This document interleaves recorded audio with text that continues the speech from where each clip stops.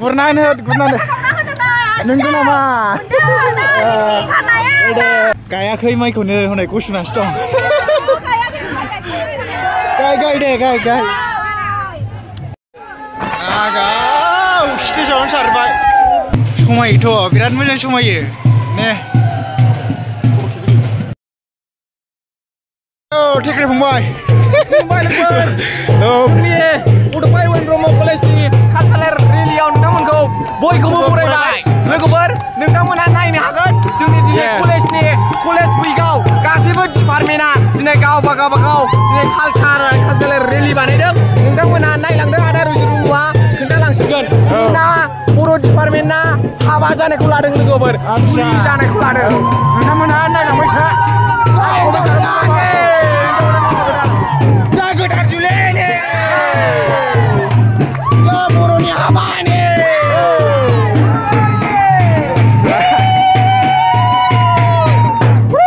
नामा बैराथि सिगांनिफ्रायनो खालामबाय नोंथांमोनहा नायलांबाय थादो आरोना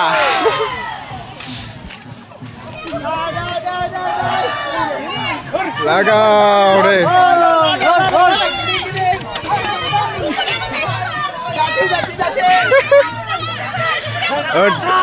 बड'फा इउ एन कलेजनि दतमानि कालचारेल रेलि जाहैबाय हाबाखैनो माथो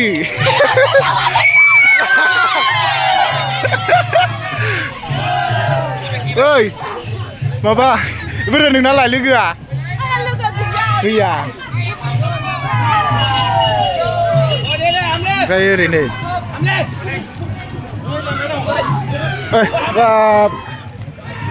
लागाव नाहरदों माबेसे मोनखो बारले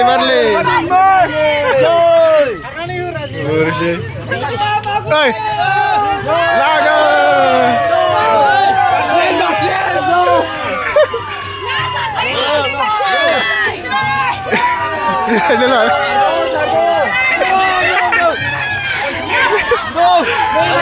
मोनबाय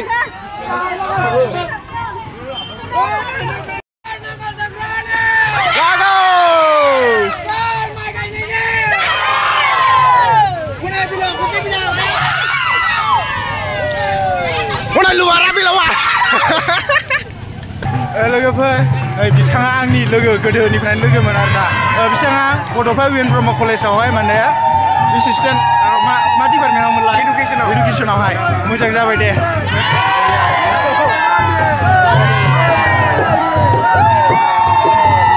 माइनाव बरायनाय ना माइनाव बरायनाय आच्छा दे मा डिपार्टमेन्टनि मोनदांसा हा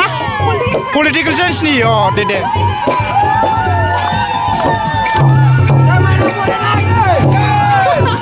लागाव दामनानै लागाव नै सिना मा डिपार्टमेन्ट नोंसिना फिल'सफिनि आच्छा दे दे थेंक इउ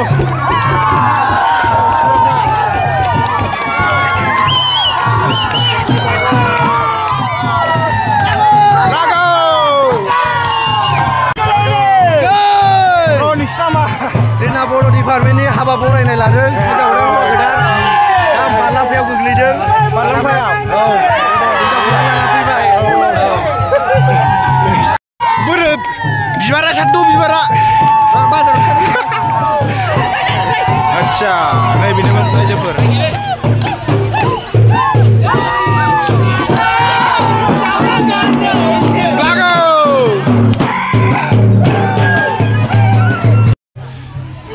इडुकेसन डिपार्टमेन्टनि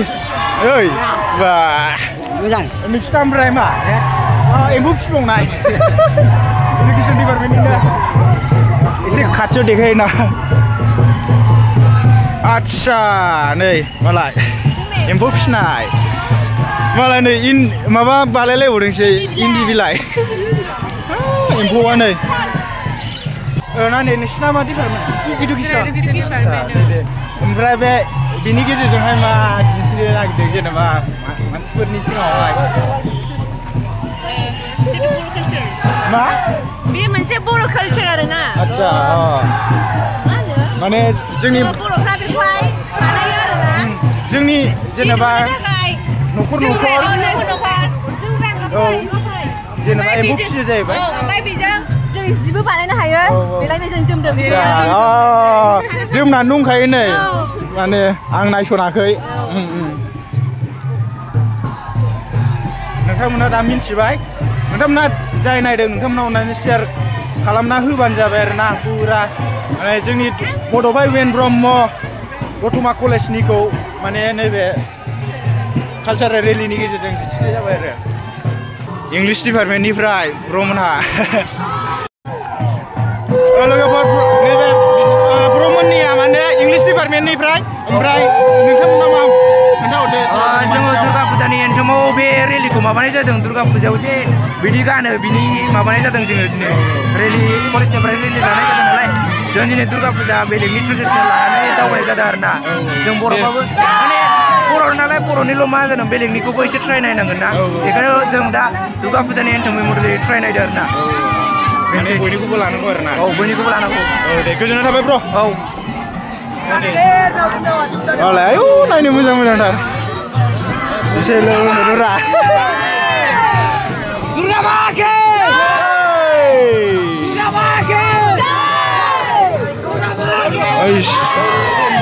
दुर्गा माजोंसो थाफाबाय नोंस्रा औ मिथिखाबाय नै बिस्रा राभाफोर ना बर' गुबैफोर जाखो दा सोंसै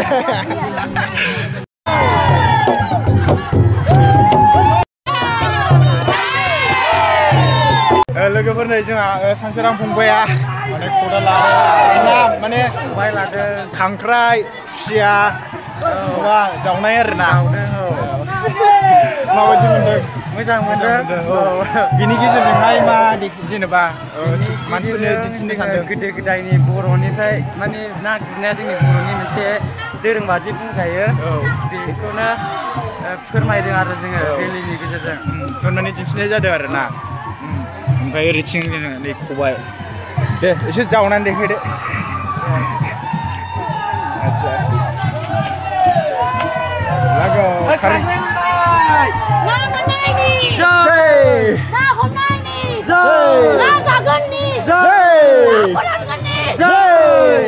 गायनो रोंथारालै गायनो रोंथारा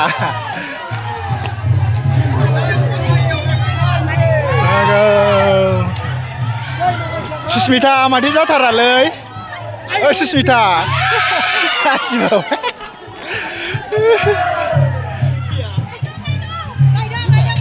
गायद' ओंखाम उखैबाय नामा ओंखाम उखैबाय नैबेहाय नै ओरै नायहरलाय नानि नैबेहा नै ओंखाम ओंख्रि लादों जाहैबाय माइ गायग्राफोरनो आलि दानग्राफोरनो बा दंफैयोबो नामा आच्छा दे गुरनानै नंगौ नामा दे अन्थाइखौ सोना लानांगौ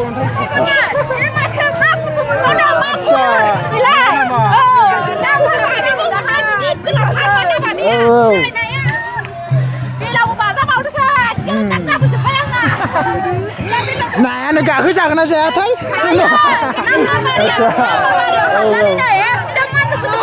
दे होमबालाय नै जोंहा लुङायावनो ना गुरहैखानोसै नामा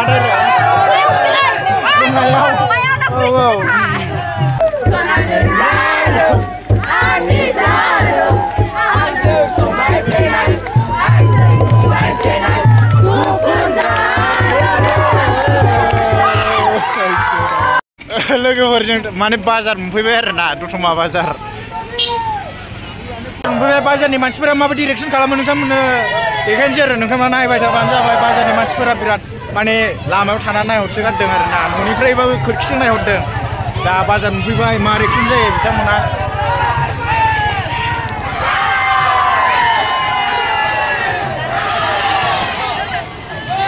मानसि नायदों मा जादों सानदों आरोना दे दे बाजार मोननायनि गायना होदो आयौ बेलावबो खादे ओंखाम हैग्रानावसो लेवार मा बेलाव बाबाय ने दे सेंग्राफोर बोलो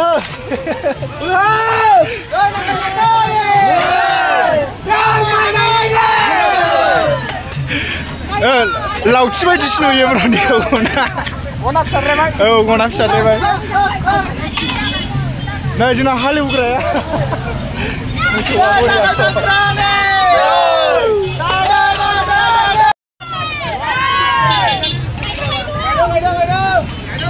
नि मोजां गायथारो जोंना नानिया बुरिया गायदों दे नायग्रानोबो बिराद नायदों आरोना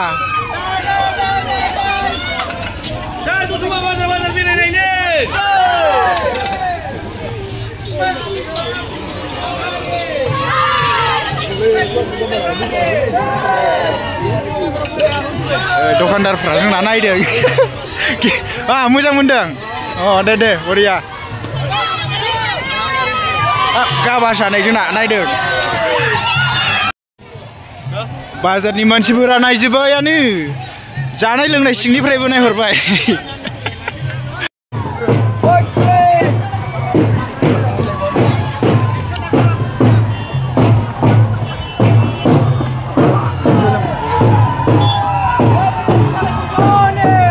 बिराद मानसिफोर नायबाय आरोना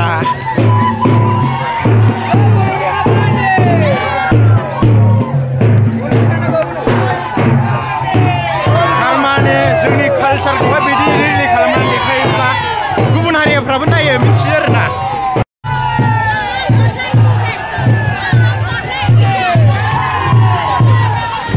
मानसिफोरा बिराद नायदों आरोना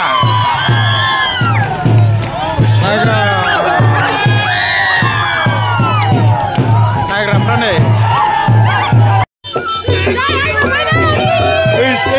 माइदा बरायग्रा नोङो माबाया बैराथियावसो समायगौमोन हायासै दे नायग्राफ्रा नै मालाय जोंहा दायो माने थुलुंगाफुरि मोनबाय बड'फा उपेन्द्रनाथ ब्रह्मनि फबनाय जायगा आरोना बे बिथांमोनहाबो माने रिएक्सन नायहरदों आरोना ओमफ्राय नैबेयो जोंहा थुलुंगाफुरिनि हाबग्रा गेट गोदान बानायनाय जोंना नै बिनानावमोनहा माने बिराद नायनो ओंखारबोबाय आरोखि ना क्या अच्छा हाँ क्लास नहीं हो रहा है ना उनका ना टिफिन हो गया अब टिफिन हो गया ना अच्छा ठीक है ओमफ्राय जोंना ओरै नानिमोना माबायदि मोनदों नानिमोना मोजां मोनदों आच्छा क्लास जाथ'वाखैना टिफिन जादों हाफ टिफिन आच्छा दे दे औ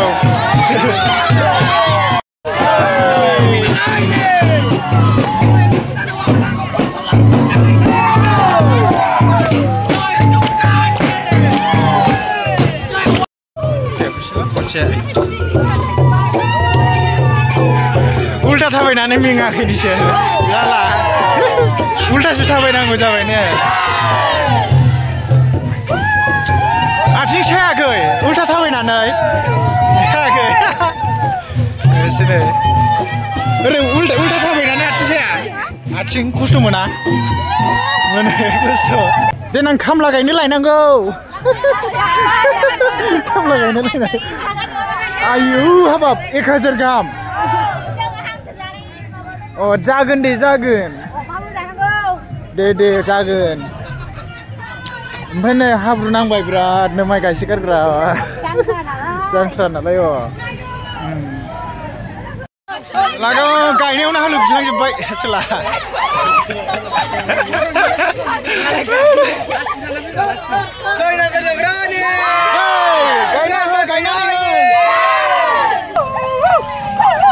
लोगोफोर आङो नै मानसि जुमुरगासिनो नै फंबाय खन्थाइखौथ' सोरबा सिनायखागोन ओमफ्राय आङो फंबायनावहाय जिखुनु जाया सोंलानोसै आरोखि ना नोंसिनाथ' बर' डिपार्टमेन्ट जाहैबाय बर' नङा जोंना बर' नामा इक'नमिक्स डिपार्टमेन्ट आं बर' होननाय खोनादों बुंनानै ओमफ्राय जेनेबा माबायदि एक्सपिरियेन्स मोनदों मोजां एक्सपिरियेन्स मोनदों माने सिगाङावबो अनेक एक्सपिरियेन्स मोनखांबाय नालाय ओमफ्राय दा जों नै बे जेरै जों बर'फोरना मारै माइ गायो जों मोसौजों हालेवनाय बेफोरखौ लादों आरो ना दै हैनाय मानाय खोथिया बाननाय खदाल जावनाय बिदिनो आरो ओमफ्राय दा नायनो हागोन नोंथांमोना नै मोसौआ जोंना प्लास्टिकनि डेम'सो आरो ना डेम' देखायनाय माने अरिजिनेलखौ लाबोनो सानदोंमोन आरो ओमफ्राय खारलाबायनानै गिदों आरो अरिजिनेलखौ लानो खस्थ'ना खस्थ' जायोना आरो सिनिखौ मोननो औ ओमफ्राय बे रिलिनि गेजेरजोंहाय माने जोंहा गुबुनफोरनि सिगाङावहाय देखायनो हायो आरोखि ना जोंनि बर' कालसारा माबायदि दाथ' गोबाङानो नै बेलेग बेलेग लादों नालाय जोंना माइ गायनाय आरो बर'नि ओमफ्राय ओरै माइना बरायनाय हिन्जाव गोदान बेफोर बरायनाय बेफोरबायदि आरो मेरला दङ देहारा नयस लादों आरो इक' जाबाय नालाय ओंखायनो ओमफ्राय आंथ' नै खारासै माने एसे गाइड खालामबाय आङो माने गासिबो ओंखारजोबनो हाया नालाय साफा सानै थादेरनांगौ ओमफ्राय जेनेबा नों बबेखौ साबसिन मोन्दों जेनेबा नोंसिनिखौ साबसिन मोन्दों बेखौथ' आं बुंनो हाला ओमफ्राय माबा मोनो नामा जेनेबा सेलेक्ट खालामो नामा सेलेक्ट खालामगोन बिदि दा जासो नायगासिनो मोनसेल' सेलेक्ट खालामो ना मोनसेल' खालामगोन मोनसेल' आदसा मोनथाम खालामगोन जिखुनु आं मोजां मोनथिजोबा आरो गावसोर दा सारमोन मेदामोन माबा डिसिसन लायो बिनि सायावसो जायो जिखुनु जाया माने आं नोंसिनिखौ मोजां मोनखादों माने थांनांगौ आरोखि फार्स्ट नङाबा सेकेन्डआवहाय गैला बे जिया जोब्बाय नोंथां आं नोंनाव माबा सोंनो नागिरदों आरो ना माने बे रिलिनि गेजेरजोंहाय जोङो सुबुंफोरनि गेजेरावहाय मा मेसेज होनो सानो जेनेबा बिदि रिलि खालामनानै जोङो जोंनि बर'नि कालसारखौ फोथांनानै लाखिनो हायो दिन्थिनो हायो जेरै जोंनि कालसारा ओरैनो दावखोना थांगासिनो दं जेरै डान्स बायदिसिना आगजुफ्रा जि.आइ.टेग मोननो हाबाय दा जोङो कालसारखौ रिप्रेजेन्ट खालामदों आरो बिनि गेजेरजों माने गुबुनफोरनि सिगाङावहाय माने जोंनि कालसारफोर माबाफोरखौ दिन्थिनो हायो आरो ना जाहाथे मावनो नाङा जों फोथांनानै थानांगौ आरो कालसारखौहाय दे गोजोननाय थाबाय ओमफ्राय मारै दं नोंना खामानिया मा आं बे कलेज आं बड'फा इउएन ब्रह्म कलेजनि physical instructor as a sports कच दे माने मोजां आरो ना बिथाङा सिगां जोंजों मा होनांगौ लोगो बादियानोमोन आरो कलेज लाइफआव मालायफोरा दा एसे माबा जब मोनबाय होननाय लोगोफोर दा माने कलेज मोनफैफिनबाय आरोखि ना इउएन कलेज सफैफिनबायानो गसिगोन ना एबार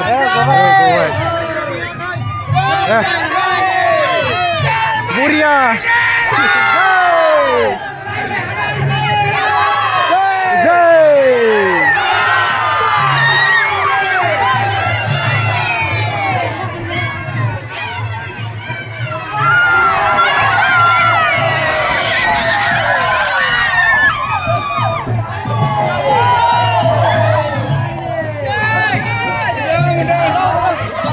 थारमाने कलेज मोनफैबाय नालाय मोजाङै देखायनांथारसिगौ बिसोर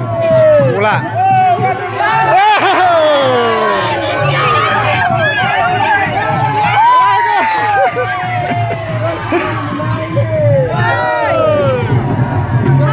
आंनावसो सारदेरबायमोनलै बर'आ नै जोंना इन्दि एम्फौ फिसिग्राफ्रा सफैलायबाय ओरैनो गारिमोना मेंबायना थाबायनानै बिरादनो फाइनालि लोगोफोर नै इउएन कलेज मोनफैबायानो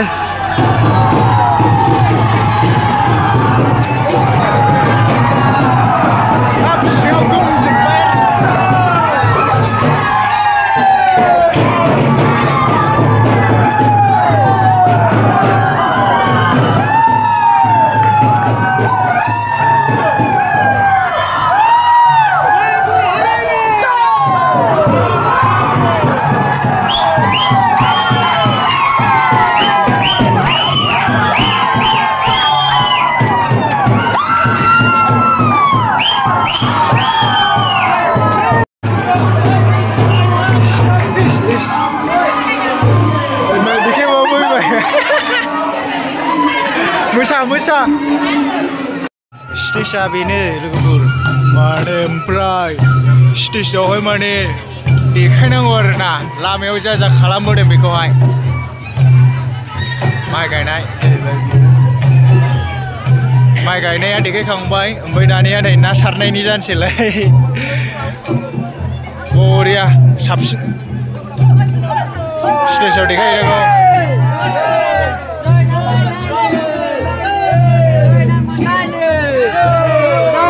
नोंसोराबो मोजाङै लागाव जब आगाव स्टेजावनो सारबाय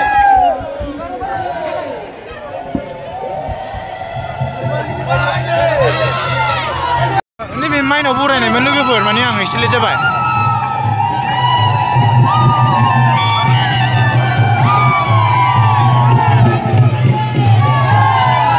आच्छा ये पॉलिटिकल साइंस नि ने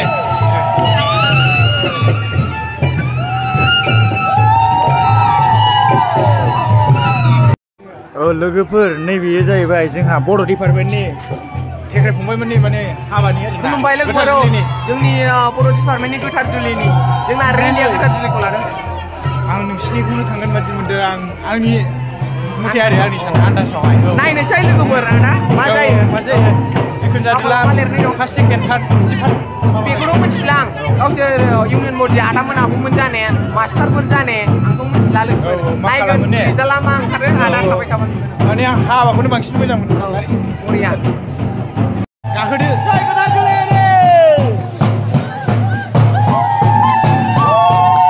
फंबाय थेख्रेमोननि ग्रुपनि हाबानि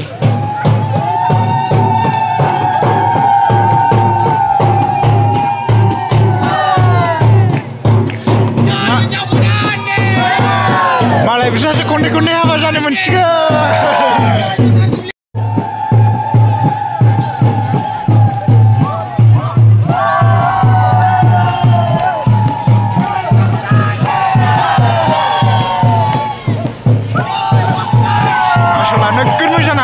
थेख्रे फंबाया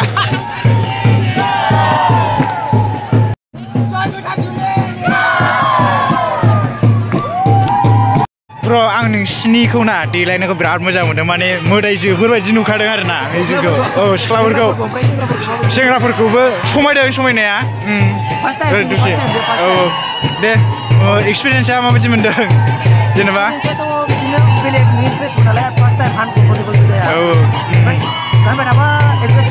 एडजास्ट जागोन लासैनो बिराद सुन्दर दिखिसे बहुत ही खूबसूरत देखने के लिए बहुत अच्छा लगा देख बहुत सुंदर लगा ना पूरा मोदायजोफोर बायदि आरोना बिसोर फामि अब मोदायजो बायदि नुलायलायथारदों फिथोब माबादों फुदों जाहैबाय एम्फौ दंलायलायो समायोथ' बिराद मोजां समायो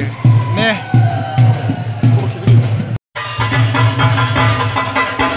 बेयो स्टेज जाहैबाय ओमफ्राय दिस इज कल्ड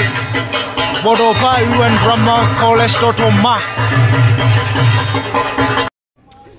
लोगोफोर जोंहाथ' दा माने कालचार रेलि ओमफ्राय